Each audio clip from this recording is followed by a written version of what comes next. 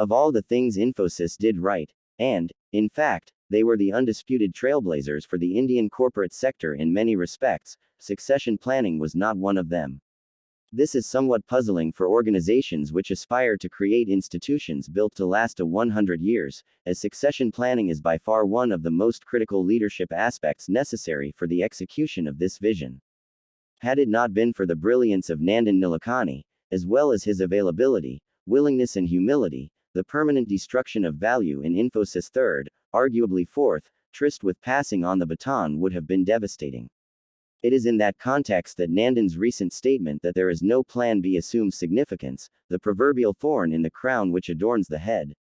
However, Mr. Murthy's explicit statement that he was wrong in keeping out the family from the management of Infosys seems deeply flawed, or at least more an expression of anguish rather than the clarity of thought he has been known for in the years he led Infosys. In the Eastern Hemisphere, existence of a feudal culture is a given, and our struggles across nations and societies continue to be the challenge of changing the status quo from nepotism to genuine meritocracy.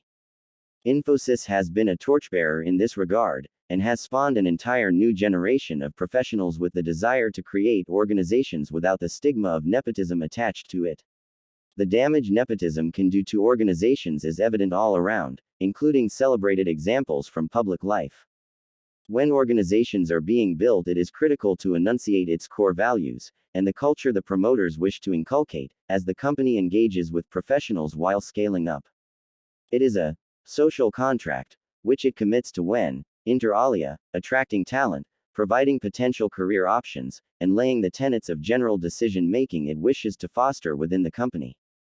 This is a non-trivial matter and, in many respects, lays the foundational ethos of the company itself, its very soul. The difference in this critical aspect with what are termed as la companies should be obvious. This is not to say that the latter companies are not well run or do not create value, but the social contract is as different as chalk and cheese as is the belief system of the organization.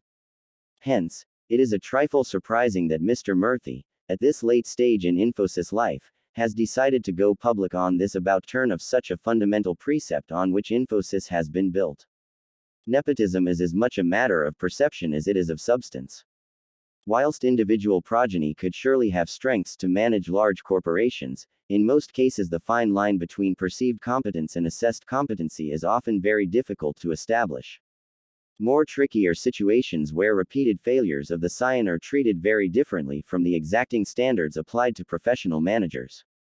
These give avenues for discontent, creation of cheerleaders, or encourage pure submission to the powers that be, hence creating a virtual downward spiral leading to a relatively lower performance organization, when viewed against a meritocratic organization with no next generation family at the helm. One does not have to try very hard to contextualize this in corporates around us, including those in the IT sector. Perhaps the only facet which favors the family from taking over the reins of management is the thesis that their high stake in the company drives more measured decision making in the interest of sustainability and shareholder value. This, though, is open to debate. From JP Industries to Reliance ADAG to GVK Group, the corporate sector is littered with examples where this has not been the case, and, in fact, the flexibility of boards to drive change in the management simply did not materialize given our governance environment. This would not have been so in case of poorly performing professional managements where change would have been easily possible.